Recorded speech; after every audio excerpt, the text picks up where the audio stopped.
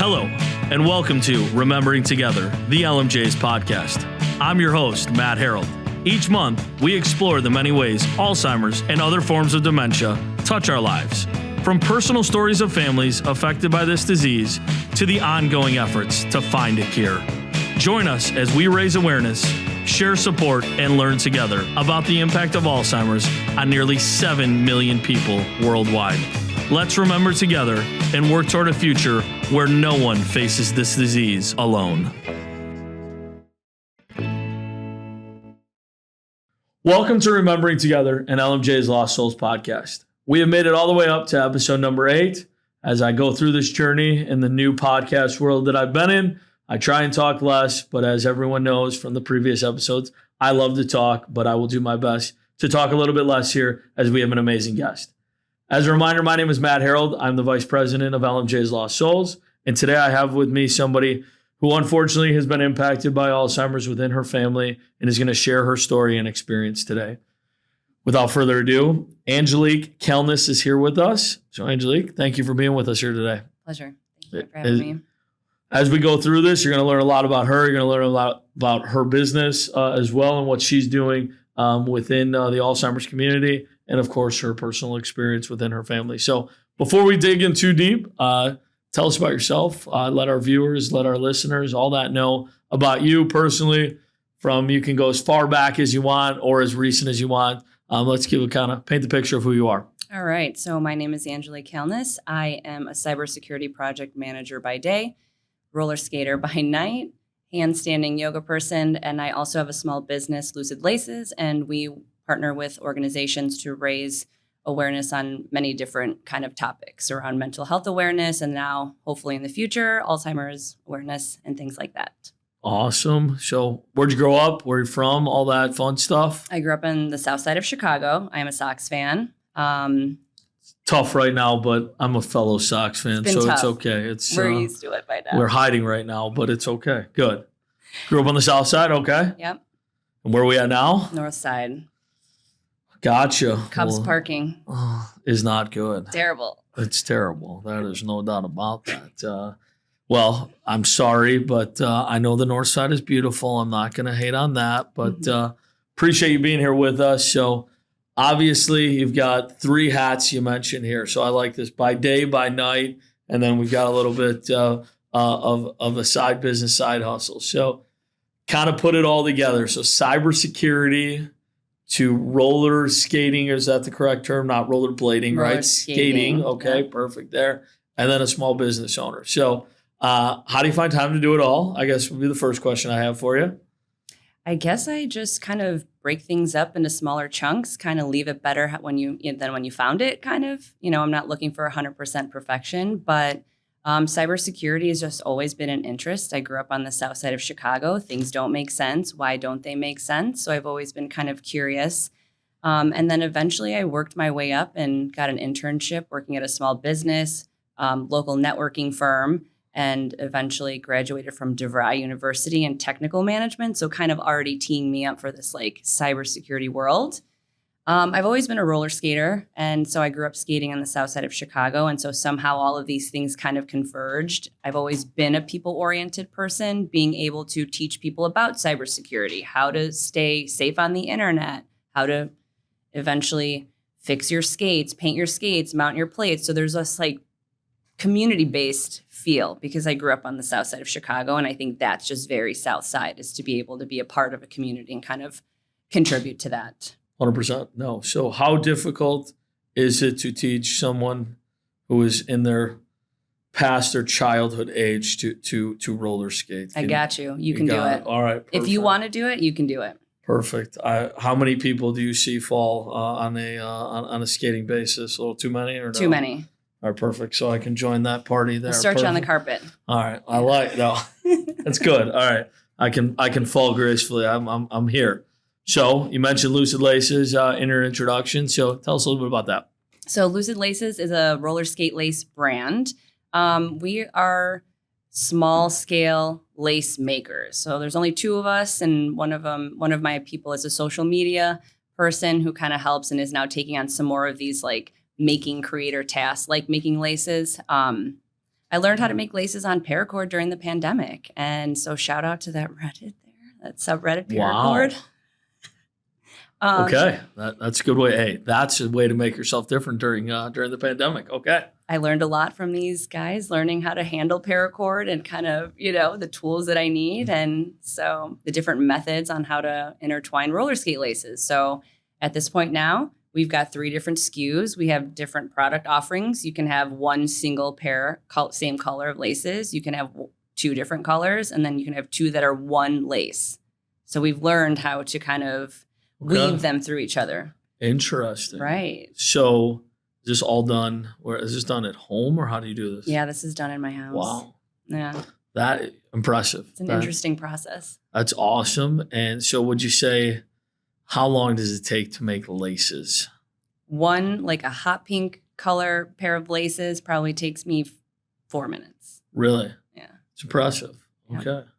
So, and then where can we find Lucid Laces? We're online. We're on social media. You can find us at www.lucidlaces.com. We're on social media. We're on Instagram. We're on TikTok, Facebook. If you search us, Google will find us. I love it. It's awesome.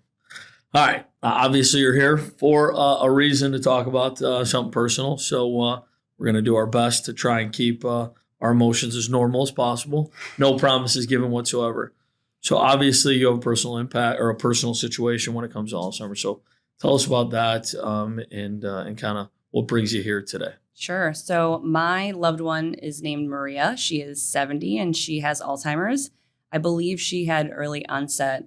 And we kind of missed some of these signs. But when this whole kind of journey started, she was living with my brother out in Lake Villa.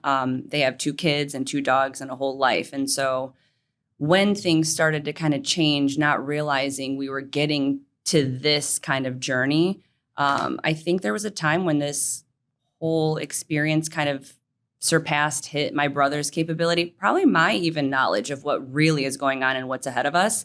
So she lived with them for about 3 years. Fast forward, things kind of went down. She eventually lived with us in Chicago in her 2-bedroom apartment on the north side. My partner, who's been amazing, was totally open to the whole situation and really met the need here. But living with somebody with dementia and Alzheimer's, who can't take care of themselves, who can't be alone for, at any point throughout the day is very challenging. As a person who doesn't have children and has a career and a business and roller skating and my own self-care time was a huge impact. Learning what my mom ate, learning when she slept and kind of the changes that she needed to kind of go through to get to a more stable, healthier way of living, given that this is a terminal illness. Was really hard. So the first 8 months was just, I think, me lying on the floor, probably crying, and then getting up and figuring out how to make it seem like I was okay. So my mom didn't have that burden to kind of figure out how to comfort me. One thing I realized is that she really was into music. So there was always Michael Jackson playing. There's always Bee Gees, Elvis. There's, just music that I hadn't listened to. And I now had this opportunity to really see kind of the dark parts of being a caregiver for somebody with Alzheimer's, but also those moments where you're like, whoa, she's really glowing. She knows where the beat is. She's dancing. She won't sit down. She's very energetic. So it's just this really messed up blend of life, I feel. And so once we got the safety piece down, we started to get like her doctor's appointments in check, and she used to live out this way. So, we're commuting from the city 1 hour each way to kind of get to these appointments, sitting in these rooms with these doctors who aren't listening, aren't paying attention, don't really know my mom, kind of managing all of that, plus the emotional toll that it takes on you trying to regulate your emotions, be coherent, and talking to a doctor who's talking about a diagnosis that is terminal is really overwhelming and sad and feels very helpless. And so one step in front of the other, I just immerse myself in information, kind of different meetup groups, different support groups. I think I'd grown up as a loner and doing everything by myself. And this is the time that I feel like I was ready for support and I was ready to be a mess and just not in control and not know what was going to be going on. And so that was a huge help. Reddit again was really huge. They have a really great dementia subreddit there where people are super supportive. Funnily enough, I posted there before my mom lived with me, and everybody in that group tore me a new one. And because I wasn't in that mindset where people are day to day seeing this stuff. And so my post was a little out of touch. I think the response that I got was a little harsh, but I knew eventually why they did what they did and said what they said. And so it's a hard group. It's a hard thing to kind of own being a part of this group, and it changes. And so, yeah. I think what you brought up there is, what you're experiencing is an experience that you don't wish on anyone and that you don't know until you're in it.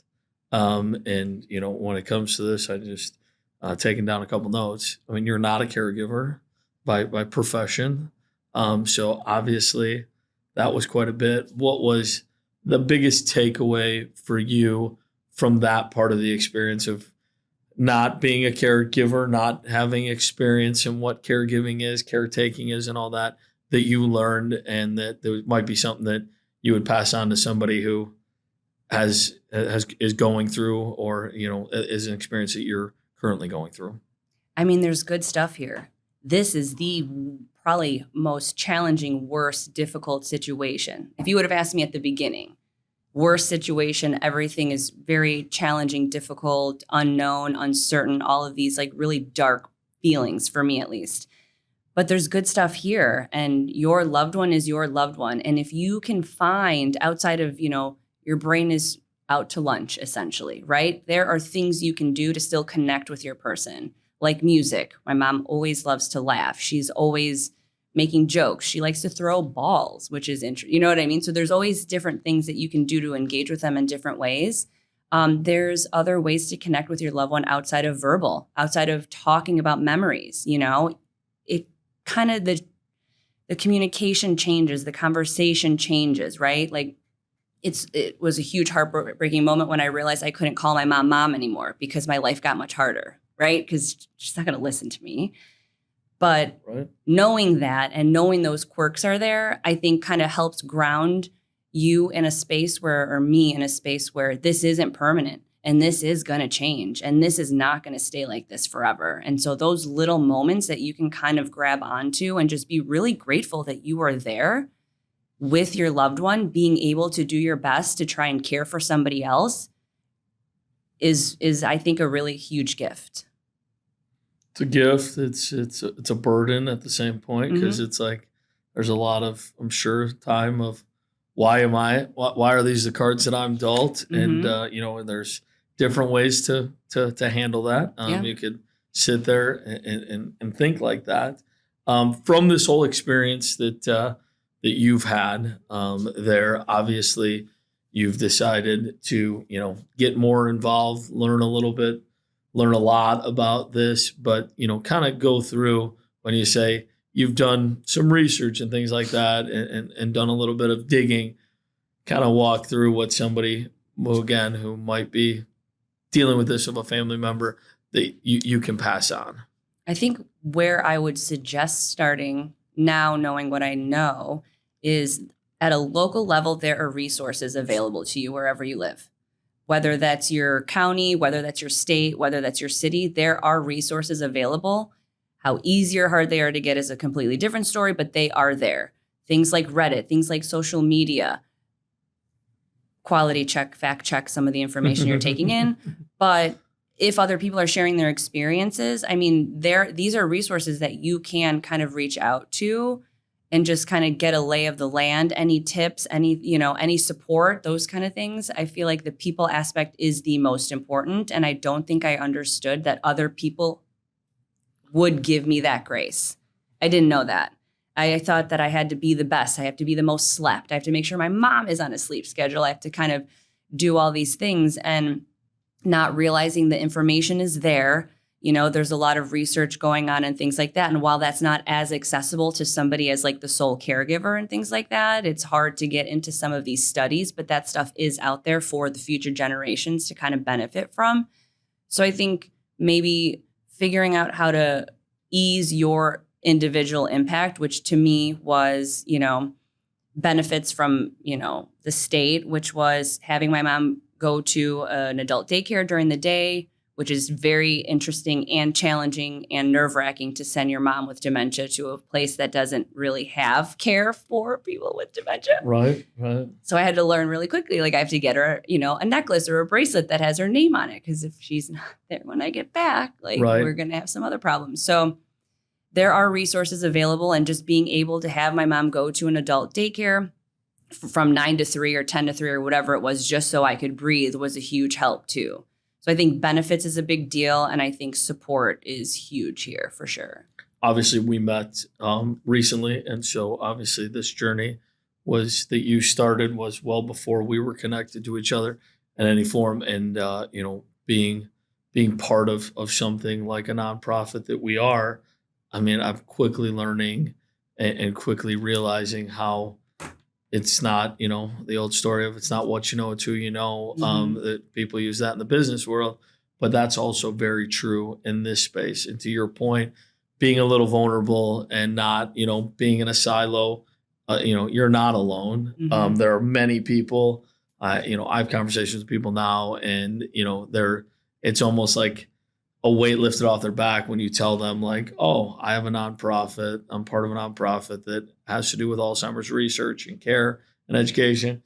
And then all of a sudden they tell you something and you're like shocked, and they don't know that there are so many other people that are going through something, maybe not exactly the same, but similar. And it's been really, really, it kind of makes you feel a certain way when I can make a connection to somebody that helps them, and it just sets them in the right direction. And I can't fix anything, but if I can lead you to somewhere, that's what, you've now experienced, and you have an absorbent amount of context and connections from what you've done that you wouldn't have otherwise if you stayed kind of alone, I guess would be, and when I say alone, of course, you're not intentionally meaning to do that, but it's a very tough situation. And so you don't know what you don't know, and you got to just start kind of going there. So obviously you mentioned a little bit when it comes to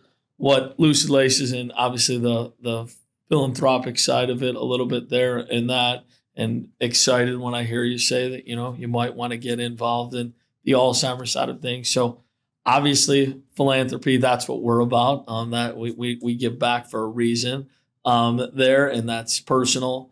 But obviously when you say what you're doing, let's talk about some good things. What are you doing when it comes to mental health and that within Lucid Laces? So we've partnered with Hope for the Day, which is an organization local to Chicago, and they provide, well, now they've kind of grown a lot, but they provide resources. They do fundraising and things like that. And now they have a portal on their website, hopefortheday.org. And so if you're looking for housing or, assistance in some way, support groups, medical assistance and things like that, now they have a national portal on their website. And so that's grown so much over the last couple of years. We have one particular color that is called our After the Storm. It's like a charcoal gray color. 100% of the proceeds go towards this organization. We have a very low price point. We are, roller skate laces. We're people in the city of Chicago. Now we kind of sell to many different areas, but we're proud to say we've raised like $1,536 that go to this organization. And as skaters, the reason why this kind of came about was we skate, we move. It's like a moving meditation, and everybody has their own story, and everybody has their own reason why they go skating. And so at the end of the day, when we kind of got onto this Meet the Skater thing, we would ask, what does skating mean to you? And a lot of the answers was skating is my therapy.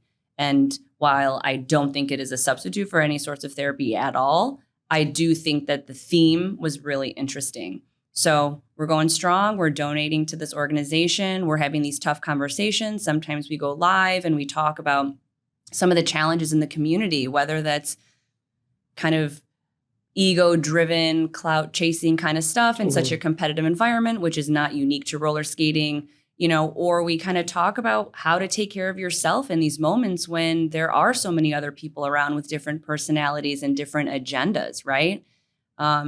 So we really kind of started out donating to Hope for the Day, and we thought it was going to be kind of sunset after 3 months, and okay, we'll move on and find another organization.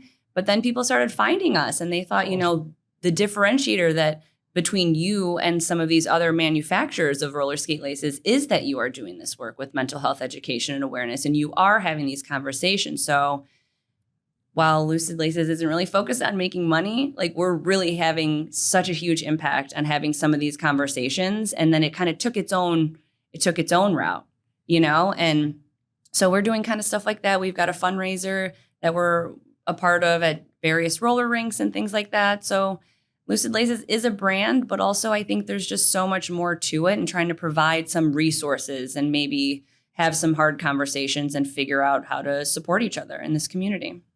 It's awesome. Obviously, business is business, but when you have a side of it that has to do with doing something, leaving, as you mentioned, leaving the world, leaving this place you're in a better place than when you got there. So not to put you on the spot, but what we got purple laces that might be in the future of Lucid Laces. I mean, again, no pressure, but love to talk more about it. I'm just saying. Okay? I have a color of pastel purple laces ready to go for this exact reason. Perfect. We'll take that offline here, but I put her on the spot in the middle of the podcast, but it's what I do here. So obviously you're doing some really cool things to do something different. Kind of go back to always like to give people, and I mentioned it earlier, what's one piece of advice you would give? What's on the flip side? One thing that as you've gone through this, maybe a regret, maybe something that you thought, hey, should have done differently when it comes to your mom. No, that's not an easy thing to ask, but there are people who are going through this, and maybe you can help them not make the same, I won't call it mistake, but just same decision that you made. Because I know I have plenty of them. So I will share, I promise, no pressure at all. But just if you don't mind being a little vulnerable, as you've already been, but maybe a little bit more on that. Yeah, I would definitely say, looking back now, if there is any question or something seems off with your loved one, or you're noticing things that maybe there's a slight change, which is very hard, right?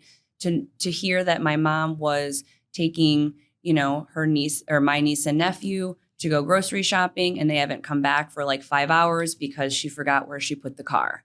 These things, these minute changes are something to pay attention to, especially in my opinion, if it happens more than twice, at that point, it's a trend. And so that seems to be something that gets overlooked really often for many reasons. I don't feel comfortable telling my mom, what's going on? Should you be driving anymore? Kind of having some of these harder conversations, which is like very dangerous and very challenging and messy to kind of go through. But looking back on it now, those little things, not remembering a recipe from the Philippines that she knew since she was younger, right? These basic things that are part of their life that they kind of forget to do. And if you can pick up on that, or something seems off, it's kind of hard what to do with that next, right? If you're saying, okay, yes, my loved one is experiencing some sort of memory loss, what do you do? Even that alone is its own kind of helpless situation. So if you, journal and just kind of get your thoughts together and just figure out how to ground yourself in that moment, because there's so many things going on. What do you do? When do you do it? How do you do it? What do you say? Who can help? Like I would just kind of spin out, and then I would just end up on the floor and just like, I needed to shut my mind off, because my mom is a Filipino lady and you don't question her. But when you see that she's not able to kind of come back to the house in a timely fashion, but you can't ask her, I don't even have an answer to, you know what I mean? You kind of just figure out how to talk to your loved one in that way. And that kind of foreshadows almost how you do speak to them when this disease progresses down the line, so. It's like we always talk about the hierarchy of needs. And I always like, when people are like, when's the right time? When do you figure out like what to do? And I always say like, it's safety and nutrition. Like those are the bottom of that, hierarchy of needs. If they can't keep themselves safe and they can't feed themselves or feed themselves properly, like at that point, something has to be done. You can't unfortunately, pretend, because to your point, if something, you lose your car, or now the person loses their car, and now they find it. Is that even a good thing that they found the car at that point? Is up for debate there. So I always look at it that, those are the two things, that are most important, because if you don't have those two things, you can't do anything in life. If you're not keeping yourself safe and you're not able to put food in your body, that we have issues. Right. And, and then on the flip, what I kind of go with too is, once you're in the moment, patience is what is the hardest part. We're all busy people. We're all moving 100 miles an hour, but like, take the time to realize that what you're dealing with, the person you are working with, trying to help, has absolutely no idea that they forgot the same thing 4 times that you told them in the last 32 seconds. Mm-hmm. And there's no point at all of getting upset, because it's not fixing the problem. All it's going to do.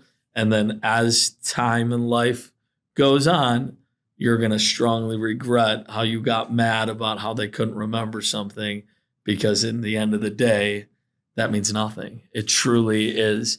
You're just, unfortunately, thinking like a normal human who's, why can't someone understand this? And they can't, and they won't, and you're not going to win. And you're really going to just be very upset. And there's no positive that's going to come of it. The person's going to have no idea, or they might not.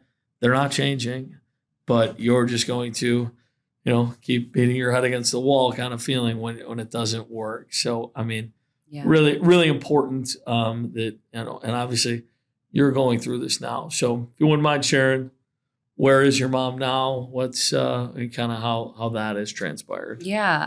Can I bring up a point about agitation and just kind of what you were saying? Yeah.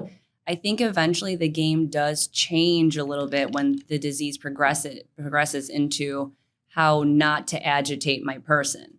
Because, if I say, hey, mom, why'd you do the thing? It doesn't make any sense. Oh, our day is shot. So instead of saying like, why, I think the conversation changes. Instead of saying like, why did you do this? Or do you remember this? Or, this isn't how we do, that way of communicating. If we understand, I hate to even say that the analogy is like a goldfish, like you really are just kind of, you can have a conversation. And even if you say, hey, why did you do this, mom?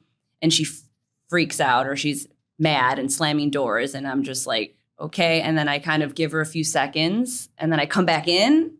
That seems to also help kind of diffuse the situation as well. So even if you don't get it right, and you're kind of reacting like a human being to a situation that to you logically makes sense on how you would fix the problem, you kind of have a different challenge now with, okay, my loved one probably doesn't know that anything is wrong or different or changing, and they don't have a memory of something.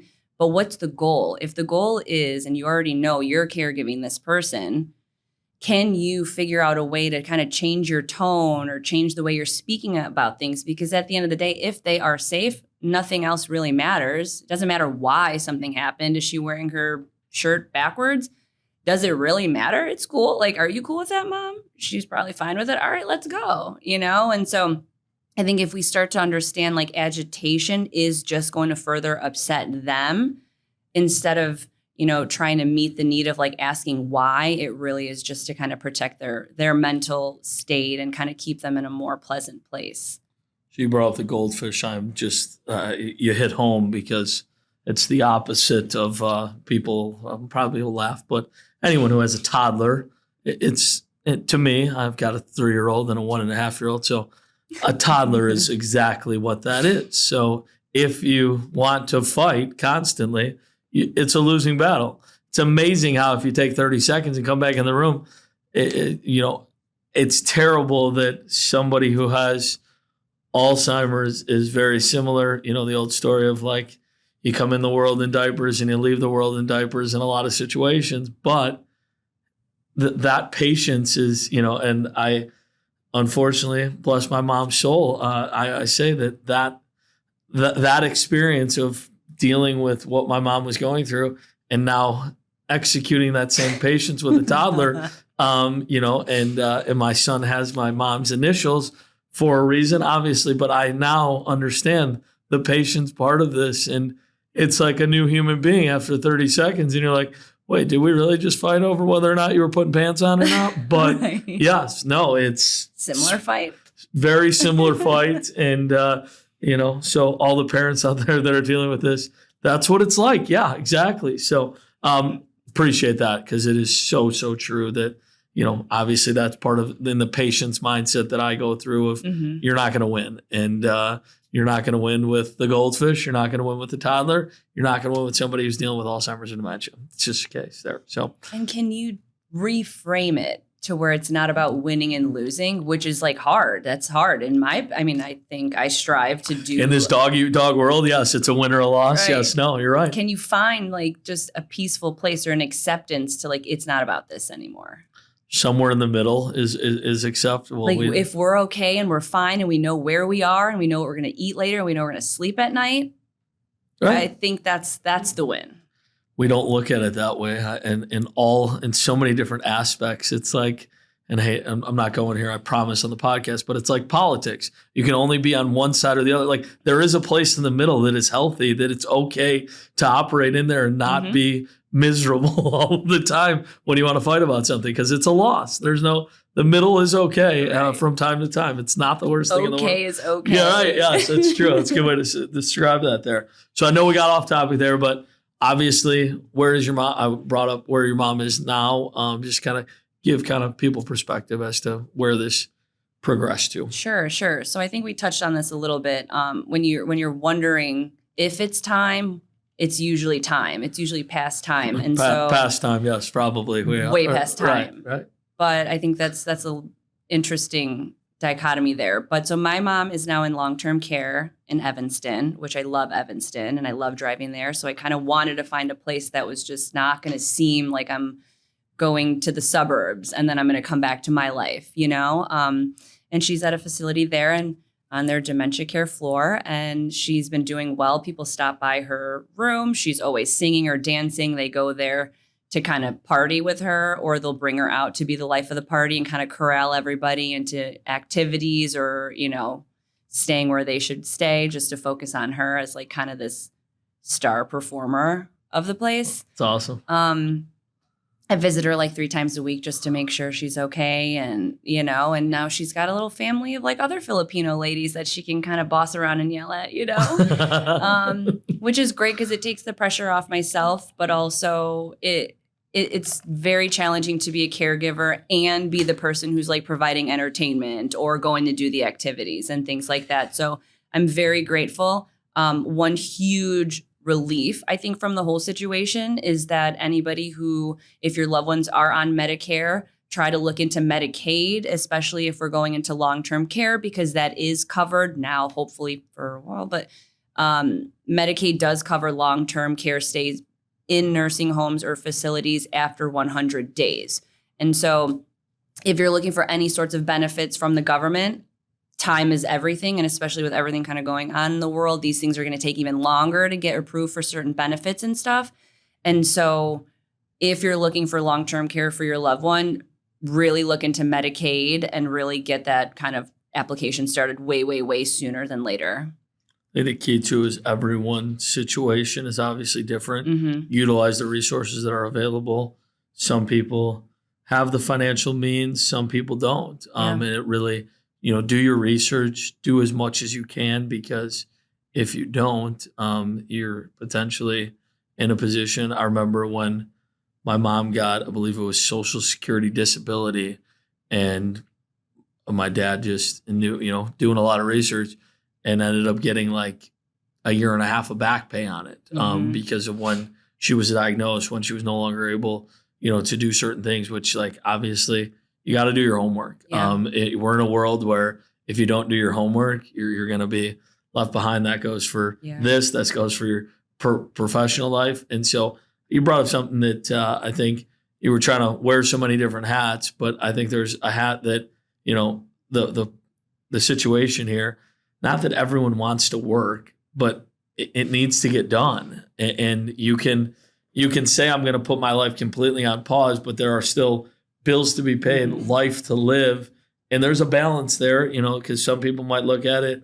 How could you put somebody, I hear it, I've heard people say, how can you put your loved one in a home? And it's like, talk to me when you've been through it, and then we can have a conversation, because it's really easy to be a spectator. It's like the sports analogy, really easy to tell the referee, tell the player how to do something. When you got to do it, it's a completely different experience. And to your point, do your homework, because there are so many programs available. But if you don't do your homework and then you're left on the sideline, that's not the way to do that.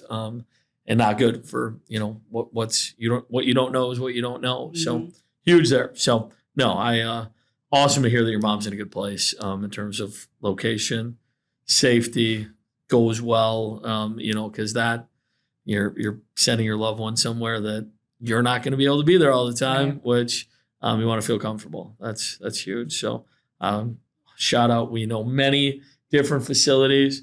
We're going to talk more about her facility offline where your mom is, because what LMJ's likes to do is we have community campaigns where we deliver goods, products, fun things, music related, a lot to residents there. So we'll connect offline on that. So obviously cannot thank you enough. This is not something easy.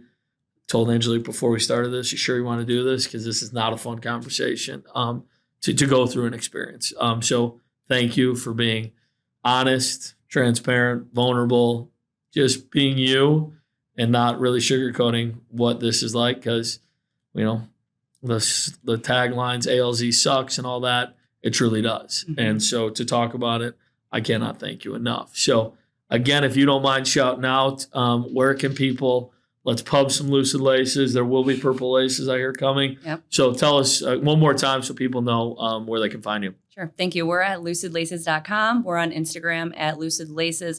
We're on TikTok. We're on Facebook.